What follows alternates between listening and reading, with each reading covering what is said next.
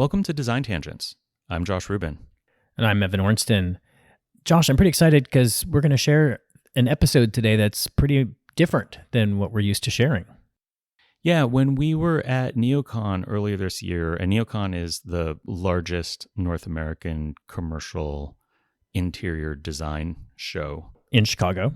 And when we were there earlier this year, we sat down with our friend AJ, who has a podcast called Once Upon a Project that's also on the Surround Podcast Network. The same network that we're on.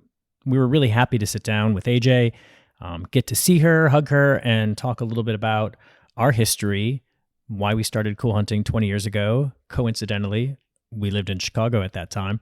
And just to talk about where we're at and where we're going, what the next 20 years look like. Yeah, we talked about some of our recent projects as well. It was a really fun conversation, and we are excited to share it with you, our Design Tangents audience. And we hope you enjoy it. Hi, friends and listeners. I'm back with a special episode to pre-launch Season 2 of our podcast, Once Upon a Project. We've been working really hard over here at Surround Podcast Network, putting together a second season that will knock your socks off. All things design. In the meantime, we recorded this little gem with our good friends, Josh and Evan from Cool Hunting. We were all at NeoCon, so we thought it would be fun to record live in the Surround Podcast Studio. If you were at NeoCon, you might have seen us recording the interview on the first floor. Evan and Josh have an amazing podcast called Design Tangents. Together, they explore the creative processes and inspirations that drive legendary designers with a behind-the-scenes look into their careers, challenges, and philosophies. And, as you likely know, I host Once Upon a Project. So we've done a bit of mashup, and it's resulted in a very heartfelt and entertaining conversation. We also thought this was too good to make you wait.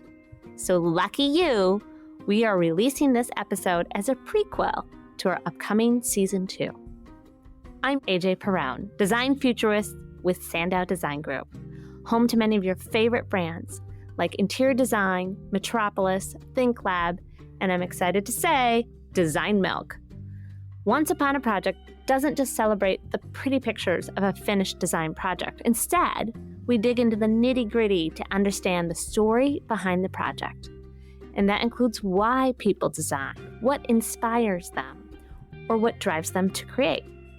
Today, my good friends Josh Rubin and Evan Ornston, the founders of Cool Hunting, share the story of their design passion and ultimately the business they built. Not to mention their epic love story. Cool Hunting is a digital media company that focuses on all things design, from bespoke creations to unique artisans to next-generation cars. Both Josh and Evan come from design, so they do get into some pretty interesting design projects. The media brand focuses on anything and everything cool, from cutting-edge technologies to exquisite historic crafts from remote areas. If it's inspiring, they cover it.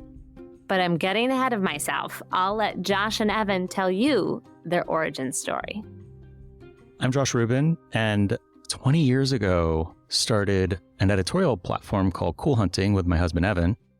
And today, editorial's still the backbone, but we do a lot of studio work. Evan and I have been together for 24 years. We weren't married at the time, but I don't know. We kind of felt like we were married within the first week. We met through a mutual friend. Josh was interested in working at Razorfish where I'd worked, and he was just graduating grad school at NYU. And as a courtesy to my friend, he's like, my friend's really interested in working at Razorfish. Would you meet with him?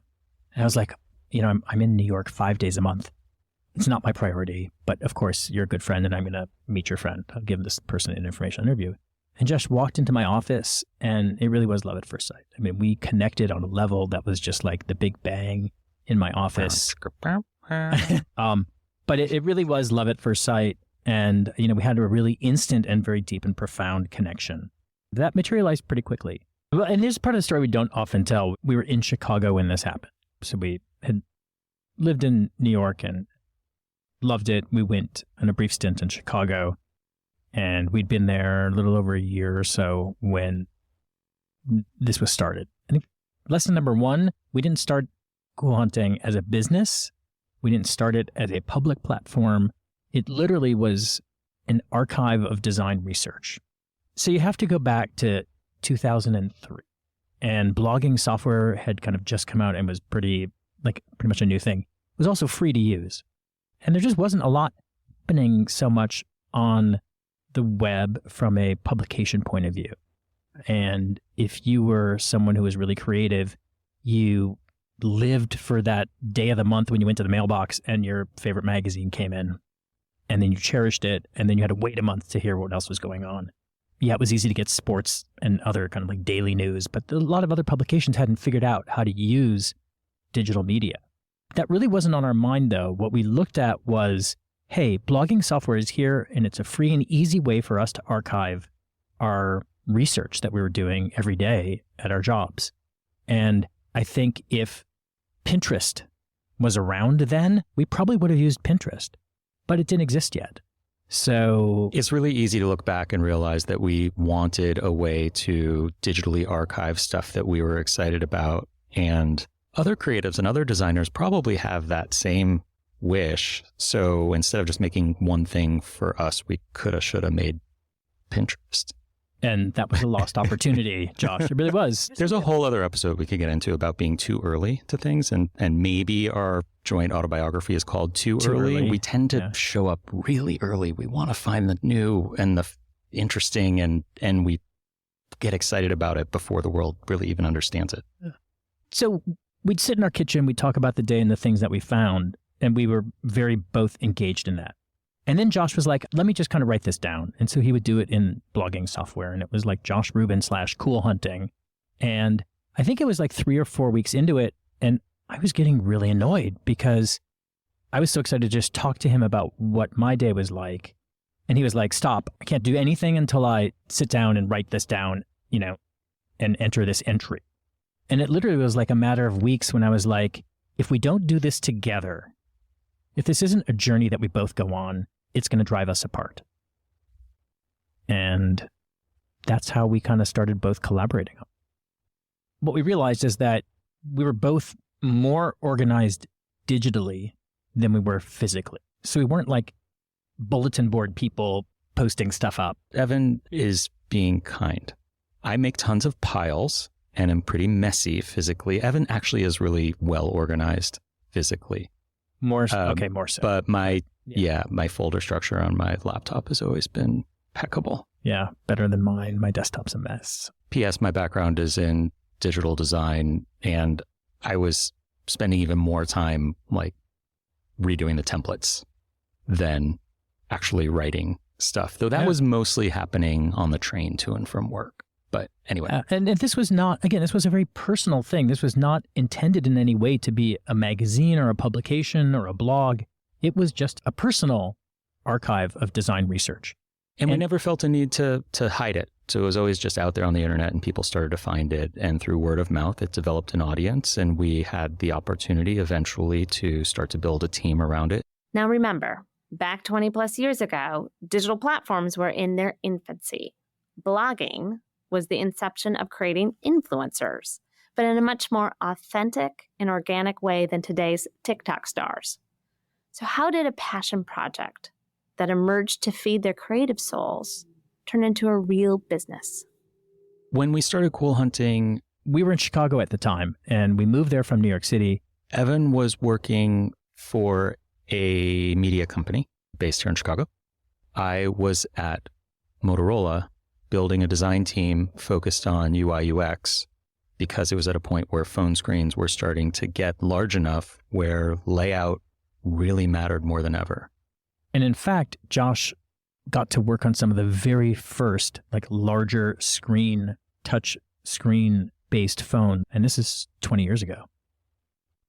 Cool Hunting was born as this way for us to capture things that we were inspired by. And it continued to be a side project for many years.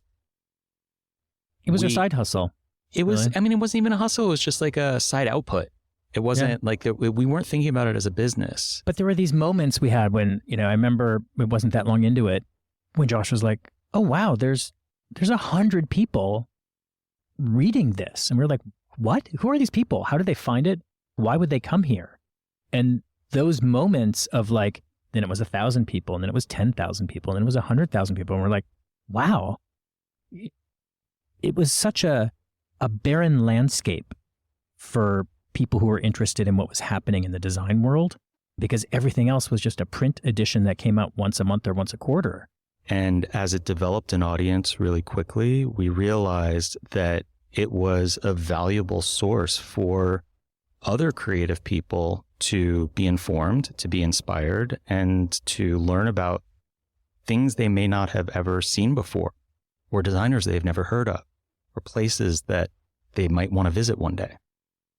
So we moved back to New York in 2003, and we brought on an intern. And that intern had come out of journalism school, and she was awesome. And then we find out, someone knew what they were doing, and we did a lot of ways, and she's like, hey, let's structure it this way. Let's talk about these kinds of things. And then things just kind of blossomed from there, and that intern became a full-time employee. We started to have a much bigger audience. Some advertisers called us, and they were like, hey, would you want to, do something? And we're like, yeah, that'd be great. And we started down this journey looking back over these 20 years that in so many ways was really pioneering, right? We came from a company called Razorfish, where we had met through Razorfish. The tagline at Razorfish is still one of my favorites ever, not just because I had a hand in writing it, but everything that can be digital will be. And I think that's a mantra that's still true today, right? If you think about the last 20 years, how so many industries have changed completely. And we knew that we could have some kind of publication online that was digital first. We never intended to have a print magazine or newspaper or whatever. It was like, this is only going to be digital. And the future of digital publishing is not display ads. Like we projected in 2003, the future of advertising was going to be online. And we knew then that it was never about display advertising. We kind of predicted every single milestone of that's happened over the last 20 years. And we just knew there were better ways to have a digital-only publication and to monetize that. Given that we had entered this world of media not as journalists and not as media professionals, but as designers and strategists, we just looked at it really differently. And one of the first big brands that approached us to advertise was Absolute. And they wanted to buy banner ads, and they wanted to spend a lot of money. And we're like, well, we understand banner ads. We don't have enough inventory to give them as much as they're looking to buy. And we also think there could be a better way. So we responded to them proposing that we make content and call it out as sponsored. And in particular, video. And we had started doing a lot of video work in 2005. We got a phone call one day from someone at Apple. Everyone was loving this thing called the iPod. The new version of it had a screen in it. And they said, we have this thing called podcasts. And if you made a video podcast and it was good and we liked it, we'd like to include it in the content area for iPods. And there were no promises, but there was encouragement. So we started making a weekly series. It was just simply called Cool Hunting Video. They were mini documentaries. We thought of them as 4-minute long features. And each one was visiting an artist or going to a factory or meeting people in a design studio and telling their story. And this was our first podcast. It was a video podcast. And we were very fortunate that Apple liked it and featured it and promoted it. And that was the beginning of one piece of the puzzle that created our content studio and our overall studio work. And it wasn't long after we launched that video podcast that we received an RFP from Absolute wanting to buy banner ads. And it was the biggest RFP we'd ever seen. So Josh and Evan were now thrust into the world of digital advertising, and they fully admit they had no idea what they were doing. But what they were very good at was looking at what other media companies and magazines were doing. And I mean big name consumer magazines you all know the names of. and seeing how awful their sponsored advertising was. For those of you that don't know, sponsored content means the brand is asking the media partner to write it and create the content, and they pay for it. Sometimes it can look great, and other times it can look pretty awful. Josh and Evan knew they could do better than most of the sponsored content they had seen. That became their drive and their opportunity to build their business. And Josh and I talked about that a lot. We're like, if we had money from a partner, our content, which looked good, could be even better because we could take that money and hire a better photographer, or we could get on a plane and go somewhere to shoot it. We could actually spend that money and invest it to make even better looking content that followed the same style and had the same level of editorial integrity. Again, we did not come from the media world. The whole idea of a wall between edit and sales, we learned about later. We just didn't know that that was a thing. We didn't have backgrounds in journalism. Like, there's so many foundational lessons and philosophies that people who come up through the traditional channels of the media world learn. We didn't have those. We didn't know. Yeah. So we were making videos. We get this RFP and we went back to them saying, and this was headquarters. This wasn't just like the local New York media agency. This was a headquarters RFP. Cool Hunting was always international, by the way. We've always had a very global audience of creatives. And we went back to them and we said, hey, Absolute, you're such pioneers in advertising and marketing. You do such interesting things. We don't want to do, display advertising. We want to do custom content for you. And because this was controlled by them and not layers of media agencies, they were like, interesting. You want to make videos that are sponsored by Absolute? We're like, yeah, we do. And we think we can make some really compelling content around that. And that was how we started down that path. And it took us years of so many meetings with so many brands when they said, let's work together. And we said, great, we should be doing custom content. We can do that in so many ways. We can do events. We can make products together. We can do product collaborations. We can make videos. There wasn't a web-supported publication team. It was like, well, we have PR and we have advertising. And advertising was all about filling out a media plan and completing the spreadsheet. And the agencies were totally agnostic. So it was like, well, the PR agency only dealt with free content, earned media, and the advertising agencies were focused on the kind of media that they could measure: outdoor, TV, radio, magazines, print, right? So this was so early on in this ecosystem where no one knew where digital media advertising, if you will, or paid media lived and who owned it within the organization. And for these larger companies who had multiple agencies, like, what agency could the PR agency have paid content to? Like, that is funny to talk about today, but 18 years ago, these questions were not resolved at all. So it took us years of meetings and pitches and explanations to say, this is why we think content is a great way for you to get your brand messaging across. Our audience loves it. Our team loves it because they get to go even deeper and have more resources to do an interesting story, because the budgets were bigger than they would be from an editorial perspective. And from the beginning, we've always been transparent with the audience about when something is paid for. That's been super important. We were hosting an event for a brand partner, maybe our 4th or 5th year in, and someone afterwards came up to me and said, oh, by the way, I just want to let you know that sponsored piece you wrote about, I don't even remember what brand it was. Like, I loved that. I love your sponsored content. It's really amazing that you're doing such great work. And I was kind of floored. I'm like, put you up to this. Do you work at the brand? Like, what's your agenda here? Like, that doesn't make sense. Does not compute. But it's great. We left our jobs working for other people within the first couple of years of Cool Hunting having an audience.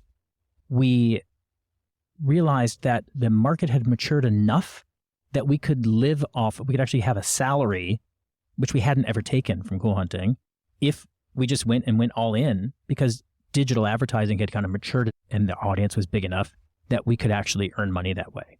the world of online advertising was constantly changing, and sometimes in ways that we were excited about and other times that we were not.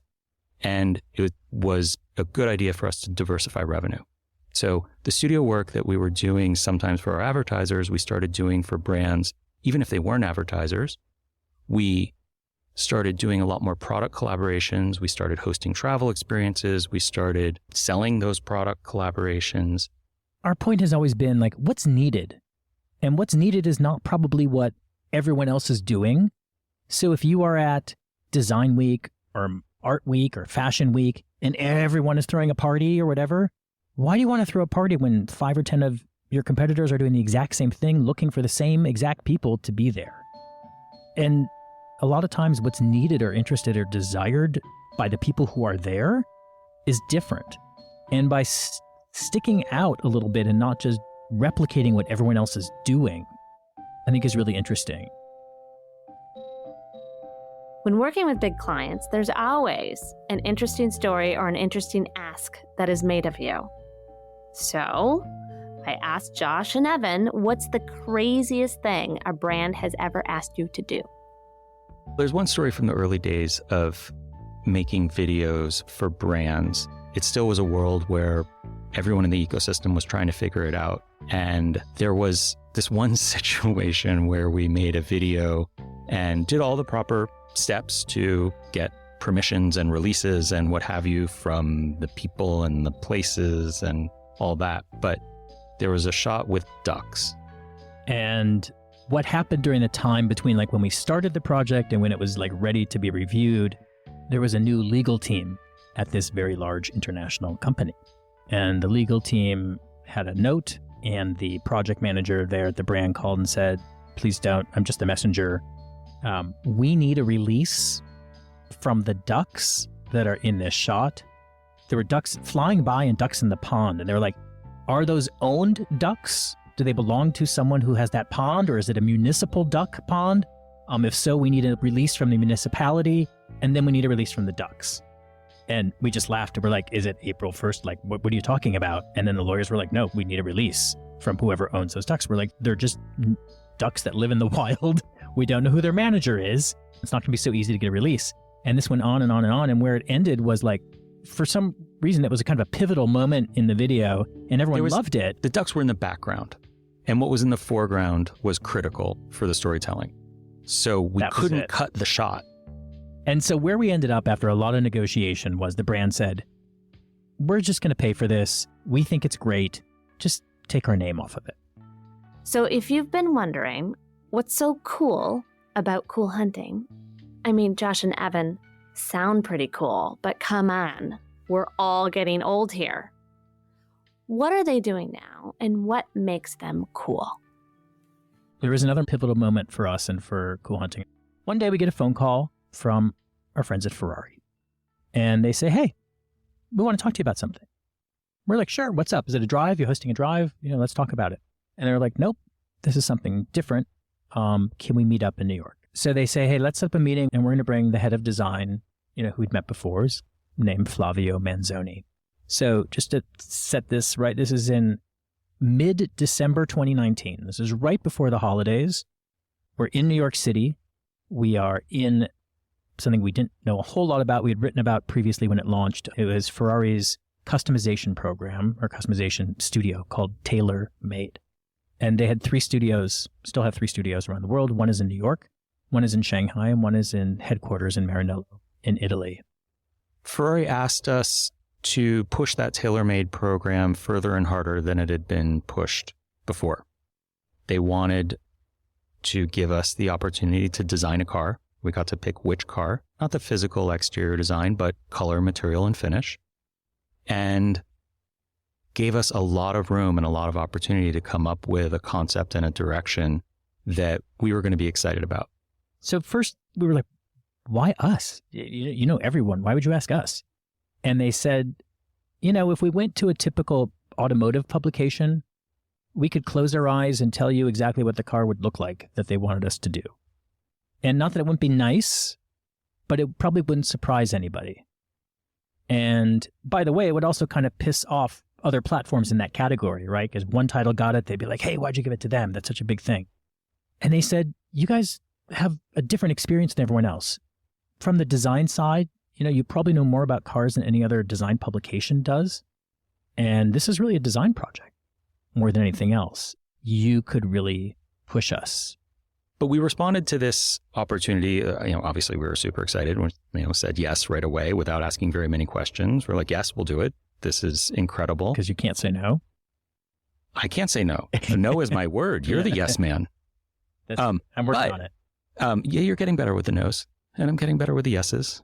We had just come back from hosting a trip in Japan where we brought 24 guests to meet different artisans that we'd collaborated with on our last product collection. So we made a bunch of different things, I think a dozen different things with artisans in different parts of Japan. And we were selling those things for the holiday. We're still very excited about that project and our time in Japan and introducing people to that place. And so we're sitting around the table and Flavio looks over and he's like, so, taps the table. What are we going to do? What's your idea? What would you do? And we kind of look at each other and we're like, Japan. We just came back from Japan. We know a lot about what's going on in Japan right now. We spent 2 years researching and producing this trip and making products with all these artisans. And we were both wearing denim that day. We love real indigo products. So we were like, what would you say if we wanted to work with Japanese artisans and indigo as kind of a key starting point for this collaboration? And Josh, I believe right then and there was like, what if we did an Italian and Japanese love story? And we kind of just came up with this, but then we realized the more we got into it and discussed it, that both cultures, while they express these things incredibly differently, have an incredibly deeply rooted historical, national passion for design, for craft, for tradition, for honor, and they execute it differently. Very, very differently. But they both believe in it.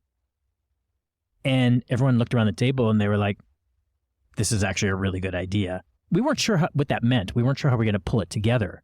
And it took a long time. 2.5 years. It took a little bit longer because of the pandemic. That made the face-to-face time that would have facilitated these things much harder. But where we ended up with was working with the TaylorMade team based at headquarters in Maranello. We spent a lot of time with Silvia Cavallaro, who's head of color and materials at Ferrari, and pretty much oversees all the custom products or custom collaborations that happen within the TaylorMade program. So we started coming to them with some pretty crazy things. One of them was a weaver friend of ours. In Japan, when a kimono has met the end of its desired use, it's often disassembled and cut into strips and rewoven with new cotton or silk in a process that's called sakiori. And that resulting material is quite durable and it looks great, but it's much more of a utilitarian element than a celebratory element like a kimono may have been. Right. And historically, I would say not a precious or premium material at all. This was just reusing. It was upcycling because why would you ever throw anything out? If something has more use to it, find a way to use it again. And we were really excited about introducing this idea of upcycling and reuse to the luxury automotive world, to a Ferrari customer, and being able to celebrate that and show that it can be beautiful. And the fact that it is a more durable material meant that we could use it for lining the entire interior of the car. And there was a lot of back and forth to figure out how to make it automotive grade. So instead of reweaving it with silk or cotton, it ended up getting rewoven with automotive grade nylon. And that sakiori material, which was created by one person and one loom in Amami-Yoshima, south of Okinawa, it took Hajime 3 months to make weave 30 meters or so of fabric. And as Josh said, it didn't take weeks to figure out. This was months and months to figure out how to make it. There was a ton of tests about making it viable enough, strong enough to meet all of the production requirements for having a material inside of a car. And I think this is a really important thing for people to understand. Ferrari has this long history. They'd always customized their vehicles for their owners. You bought a car in the 1950s, it was like custom made for you, basically. But they weren't used to using a whole suite of things that had never been done in a car before. And we wanted to make things really special, and every part had to have a story to it. And it was this marriage of how do you take the best of things that are happening from these craftspeople in Japan? How do we, if necessary, bring them to Italy to do something else to them to make them, work in the car? And then how do we get them viable or certified to be used in the car? And that's actually what took a long time. Like, the idea was pretty easy. The design was pretty easy. The engineering of it was a bear and took a really long time. And the result, pretty much 2.5 years later, this car rolls out that to me is an incredibly emotional thing. And when we premiered the car in New York at Design Week, we brought out several of the artisans who had worked on it. And many of these people were running the family company that had been around for hundreds of years or multi-generations. And we brought them together. And I think another really great example of this is real indigo, plant-based indigo, is pretty rare today. It's more common in places like Japan than it is in other countries. But we worked with a specific farmer who makes indigo there. And there's one person that we know of. If anyone knows of another person who can do this, please let us know. There's a guy in Kyoto who actually can dye leather hides in real indigo. It's incredibly complicated. In a manner that doesn't look muddy. There's plenty of indigo dyed leather out there, but it just looks really bad, and he's able to do it and create vibrant blues. And other people do it with chemical indigo, not necessarily actual plant-based indigo, and modify it to be able to create patterns and splotters and all kinds of stuff on this material. So we loved what he was doing, and Ferrari fell in love with this stuff. And so we were like, hey, let's just kind of experiment with stuff. And it was actually Sylvia and her team who said, hey, let's just try something as an experiment. We kind of knew the color of the car. We tried it first to actually make real indigo paint, and that didn't work. That was very unsuccessful. It was shut down pretty quickly. Well, was just because it wasn't idea. viable. Right. But, she's like, hey, let's do something. Let's have this artisan do a hide in a color that we think is pretty close to the color of the car we want for the exterior. And then let's have him experiment with the art styles that he does on these hides. So most of these different kinds of artistic expressions are done through resist dyeing. And that's when basically you apply or paint on some kind of wax so that when you dip the hide into the indigo or the fabric, the indigo doesn't go where the wax is. And Roketsu is a style of resist dyeing where there's multiple rounds of application of the resist material and dyeing. And it has a very, kind of painterly look to it. So one hide was dyed using Roketsu and the other was dyed solid. And then we shipped those hides over to Italy, and Sylvia and her team said, we have an idea. They said, well, woven leather is something Italy is known for, right? So she's like, this would be so Italian if we were to explore weaving it. Are you supportive of that? And they went to one of their suppliers, who is a house that does weaving for most of the fashion brands. And we did, I don't even know, more than a dozen variations of weaving leather, specifically weaving these two hides together in different thicknesses, until we finally came up with something that it was like breathtaking. We couldn't believe how interesting it was. And the application for it ended up being the ceiling inside the car. And we just love that kind of craft mic drop for this collaboration is something that you can only see if you're in the car. It's there for the driver and the passenger, and that's it.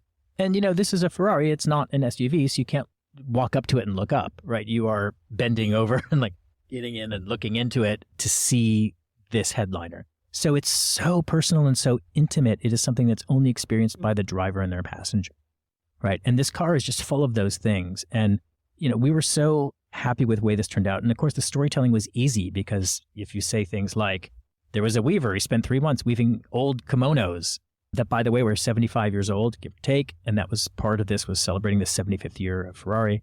It made it really, really exciting. I think you understand by now that Josh and Evan aren't just in the media business. They are true designers. The love and care they showed finding such beautiful, bespoke ways to create a unique experience for the driver and their passengers was exquisite.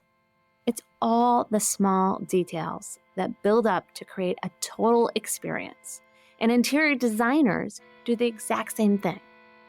And after years of ideating, creating, and being diligent about the process, through some very difficult COVID years, how did Josh and Evan feel when their Ferrari was complete? When we were in Maranello, to see the car for the first time when it came off the line was a moment of such joy and satisfaction and wonder and disbelief. And it had been a long process. It was this incredible opportunity, and it was done. And we were pretty floored by it. And it's not like we were impressed with ourselves. We were kind of impressed with ourselves. We're like, wow, we actually made this happen. This is amazing.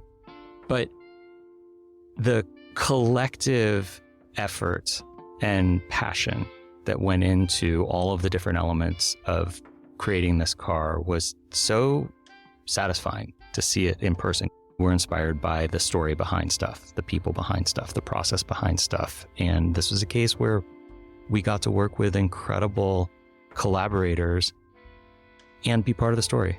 Yeah, we were excited to do this for Ferrari, but we were equally excited to do this for the artisans. Traditional craft is dying all over the world. There are fewer and fewer people doing this. Every one of the artisans we worked with in Japan is part of, rapidly dying industries. There are very few people making the kinds of, basically couture kimonos because there's just less demand. There's less demand for natural indigo because chemical indigo is faster and works great. So celebrating craft is so important to us. And the car is in New York for the debut, and before it happens, the weaver is there. Now, the weaver spent 3 months weaving the fabric for the car. And I opened the door and I said, just close your eyes. I'm going to bring you to the car. They hadn't seen it. Of course, it's the pandemic, right? None of them were in Italy to go see anything happening. They'd not seen it in the car yet. And we had him close his eyes. We bring him to the door, Josh and I did. And we open up the door and we say, open your eyes. And every time I tell the story, I just start crying. He looked, and he just had this overwhelming look on his face, and he started to cry. And he had this moment, and he was like, I can't believe it. One, it's beautiful. Just it looks incredible, and there's just a moment of beauty to share. But he's like, no one would ever imagine my humbleness sitting at my little loom on my little island doing traditional weaving could ever be in a Ferrari or could ever be this beautiful. And we had this collective moment of just, release and appreciation. When you look at something beautiful, especially when there are rich, intricate details, you might wonder, how was it all put together? Was it by a human or by a machine? I think we're now walking into an age, just think of ChatGPT, where we're constantly asking, is this machine made or human made? And if it's made by a human, we wonder, how? What tools did they use? Where did they live? Are they treated fairly? Do they love their work? I'm more fascinated looking at items that have a human story behind their making. I want to know it all. And that makes it all the more beautiful to me. So the car is done. It's a one of its kind. What happened next? The car was officially named the Ferrari Roma tailor-made, specially crafted for cool hunting. And that went on to then appear as part of the 75th anniversary celebration at the Concours d'Elegance, which is the most important antique car show. And no, it's no longer for sale. There was a series of applicants that were allowed to make an offer, and one lucky Ferrari-loving customer was able to drive the cool hunting Ferrari home. I, of course, told the guys to put me on the list to buy the next one. I mean, right? Who doesn't want a Ferrari? Obviously, this was a unique project from an iconic brand, which let Josh and Evan take all the design inspiration of their past and put it to good use.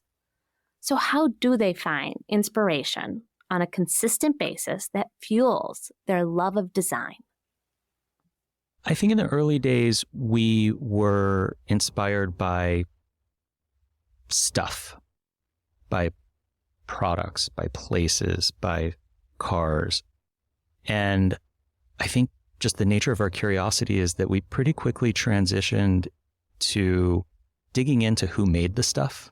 Mm-hmm. Who is the architect? Who is the designer? Who is the photographer? Who is the artist, the strategist? Who are the people behind this thing? This end result is super interesting and inspiring. How did they get here? And today, the inspiration is mostly about the people. We see really great stuff and we get excited about it. It's only once we get to meet the people who are behind it and hear the stories of it being made, or the reason that it's made, or the sacrifices they made, or the commitments that they held on to actually follow through with a certain element of the design of the thing or place. That's where the inspiration comes from, I think. And there's another thing, our lives can seem really glamorous to people who don't really understand that we actually have a publication and we do this for work. Like if you just happen upon our feeds, it could look like some kind of crazy influencers who are just jet setting around the world doing all these glamorous things. P.S. We don't pay for that. We're hosted 98% of the time to go to these places and do these things and have these experiences. And no one would ever comprehend the volume of trade shows that we go to. We're not just covering fashion and going to 3 fashion weeks a year. We cover art, design, technology, hospitality, automotive, food, music, everything. And each of those industries has a series or circuit of trade shows or trade events that happen. And we're here at one today, right? And if you're in the design world, everyone knows what NeoCon is. If you're not, you probably have never heard of it. We go to a lot of trade shows. And we kind of came up with a formula, which was the most expensive real estate at a trade show is generally when you walk in or in kind of the center, right? That's where the big brands are and the big booths doing stuff. And in between going from one of those to another appointment or another part of the floor, you happen upon the lower rent districts of the trade show. And what does that mean? Well, that's generally smaller brands or new brands. Those are brands without big budgets, so they don't have a lot of fancy display stuff going on. They may just literally have a card table and a banner. And they probably don't have PR or comms, especially if they're a startup. And we all of a sudden found that, our method for doing trade shows is outside in, and it's paying more attention to those small things because that's really where you're finding the true innovation a lot of the time. Bigger brands are honing that in and bringing it to market in a beautiful way, but a lot of times those core ideas or initial kinds of stabs at it are happening by these very small companies who are maybe at their very first trade show. And for us, that's where we always start. Like that is our way of finding things that tend to make it on the site really frequently. We were talking to Patricia Urquiola earlier today, and we asked her about where she finds her inspiration, and she told us some really great things. And we also were asking her where she finds her calm. Right. Like, how does she, she has so much going on and she's so high energy. Like, when do you exhale? How do you take a break? And for her, the answer was music. And I don't know. For me, it's like one of the things is our dog. I like to call him my Xanax. We both kind of said the same I don't thing. need to take a pill. I can just hang out with the dog. We like to go on a family walk or a pack walk. The two of us and the dog. I can totally picture them in my head. Walking down a road in the glow of a sunset, their dog running around them, and Josh and Evan in deep conversations about their day. They really have a lovely relationship and are one of my favorite couples. So, of course, I had to ask them. In design, there are a lot of people who are business and life partners. What's their recipe for a successful relationship? Evan and I work well together, firstly, because we're really good communicators with each other.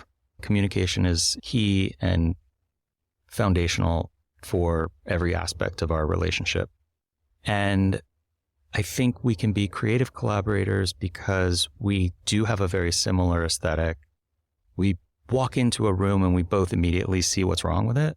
We have a very similar and a very shared point of view. We always think of it as this intersecting set of circles. There's what Josh is good at, there's what I'm good at, and there's not just a thin wafer of intersection. There's a pretty hearty overlap in our little Venn diagram. We're big believers in the Venn, yet we have enough of our own thing where we bring our own perspectives. We remind each other of other elements in whatever it is that we're doing or inspired by or working on that are important. Yeah, it's always fun when we catch each other off guard. So Like, oh, hey, why don't we do this? It's like, oh, yeah, that's a great idea. I hadn't thought about that. and often there's a lot of stuff that I really like. And then sometimes I'm like, this is so not working for me. How could you not have known these things because you know me so well? We've also, over 24 years, just really developed some kind of shared brain and telepathy where we kind of have our own language, and it's little tiny little eye movements, and things. We always have to remind people that don't know us, if we're in a room with them or a meeting, that we're married. Because sometimes people are like, what's going on? And it's like that little look, that little side eye means one of 7 things. And Josh knows exactly which one I'm saying at that particular moment if I give him the side eye. I think there's two great lessons or philosophies or things. One was from your mom. One was from my mom. Right. My mom said, just don't talk about work over dinner, which was a really good one.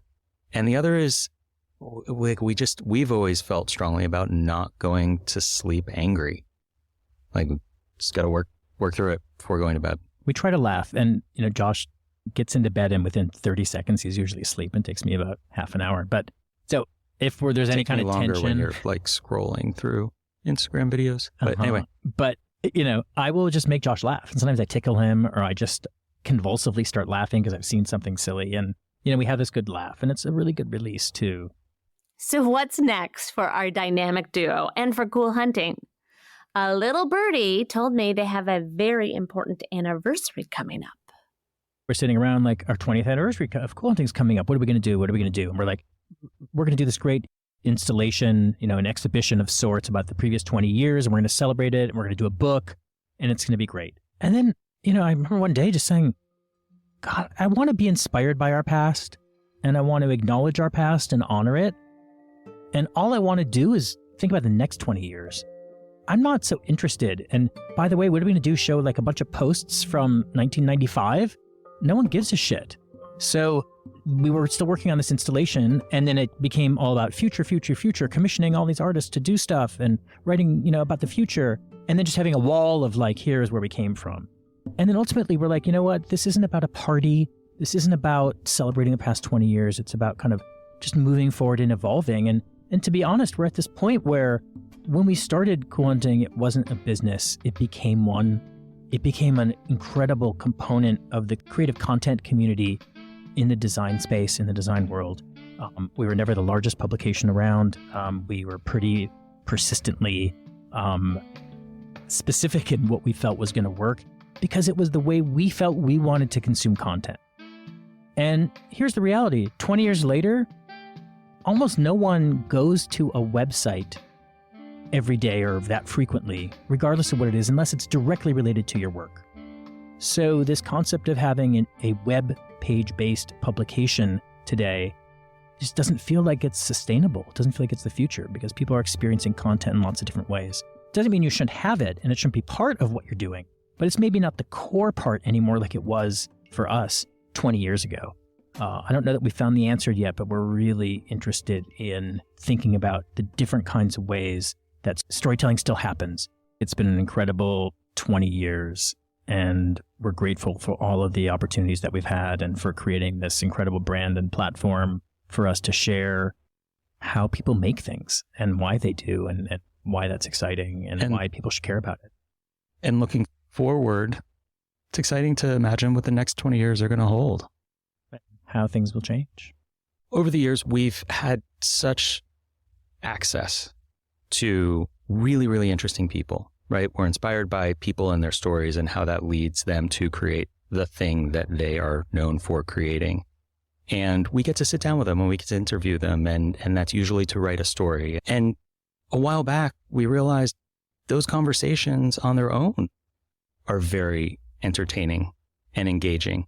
So we're really excited that this year, and we've just finished the first season, we have launched a new podcast, and it's called Design Tangents. And we have partnered with the Surround Podcast Studio from Sandow, and they're bringing us the production value that we've always dreamed of for having a podcast. And it's what kind of held us back from doing it sooner.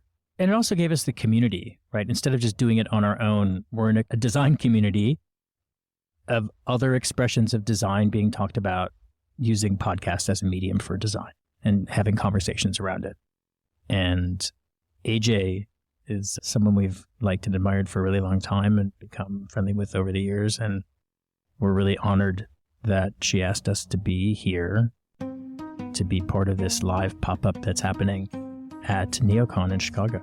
We might not be talking about the design of an adult entertainment space or a public toilet kiosk, but I don't know. It's fun to hang out with you, AJ. Thank you. I love you guys. We love you too. We love Thanks you for too. having us. How can you not love Josh and Evan? They are true design explorers on the hunt for all things cool and where to find them. When I talk with young interior designers and they ask me, what do I need to do to become a better designer? To make their mark on the world, I always tell them, if you can afford it, travel as much as you can. And if you can't, or there's a pandemic or something happening, let your curiosity be hungry and explore as much as you can. Art, science, technology, crafts. Build something, work with your hands. It will drive you to create the next thing. Josh and Evan are perfect examples and role models for us all. And lucky for us, they have great hunting skills. So all we have to do is follow them. You can find them at coolhunting.com or at coolhunting on all social channels. Thank you for listening to Once Upon a Project. You can check out Josh and Evan's podcast, Design Tangents with Cool Hunting, the same place you can find us, on the Surround Podcast Network or wherever you like to get your podcasts. As you heard, Season 2 of Once Upon a Project is coming soon. We will be covering a whole array of diverse design stories, and there are some juicy stories. Make sure to follow us and subscribe so you don't miss the launch of Season 2 this fall. Once Upon a Project was produced by Surround, a podcast network by Sandow. A special thanks for our amazing production crew, Samantha Sager, Wise Grisette, Rob Schulte, and Hannah Vitti. Thanks for listening, and I can't wait for you to hear our next story. Bye-bye.